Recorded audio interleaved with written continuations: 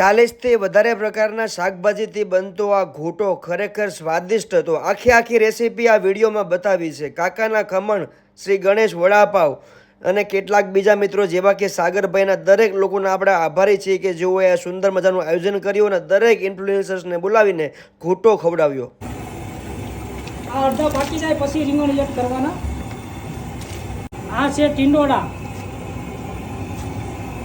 ટીંડોળા છે, કારેલા છે, તુવેર છે અને પરવર છે, વાલોળ, પાપડી અને ફુલાવર જોઈ શકો છો તમે।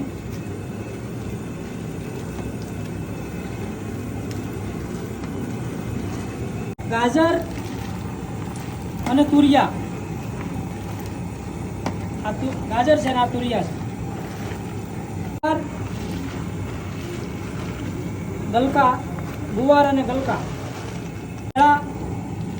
સફરજન અને કાકડી, આ છે ફણસી અને આ છે કાચું પોપૈયું। આને આપણે અડધો કલાક જેવું પકવશું ને એટલે બધું પાકી જાય। પાકી જાય પછી એને આપણે પીસી નાખશું એટલે હાવ બધું ચૂંદો થઈ જાય। કયું શાક શું છે એ કાંઈ ખબર પડશે નહીં। અત્યારે આખું છે પણ હમણાં થોડું પાકી જાય એટલે બધું એક રસ થઈ જાય। આ ક્યાંનું ફેમસ ક્યાંનું છે? આ જામનગરની આઈટમ છે। લીલું લસણ, લીલું લસણ વગર આ વસ્તુનો સ્વાદ આવે જ નહીં। પછી આપણે બની ગયા પછી ઉપરથી નાખવાનું છે આને પાછું।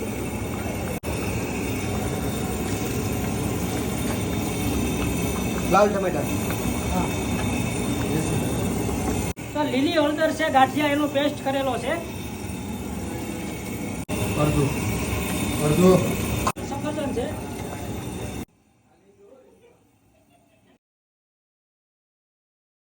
આ છે ને આ મરચા છે, મરચી નથી હો, મરચાનું ગ્રેવી છે।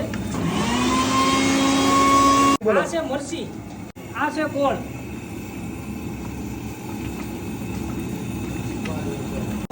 10 મિનિટમાં તમારો તો આમાં પાકી ગયું છે ને બધું એટલે હવે બ્લેન્ડર મારીને આપણે એક રસ કરી દેવું આને એટલે બધું મિક્સ થઈ જાય। કયું શાક શું હતું એ કોઈને ખબર ન પડે, ભટકામાં આવે ને બધું એક રસ થઈ જાય બ્લેન્ડર મારવાથી। અમૂલ બટર હો, અમૂલ બટર સિવાય ન બને બસ।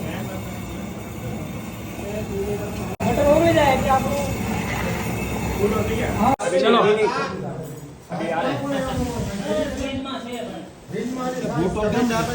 પક્કા ભાઈ ખાઈ નો ઘટાડો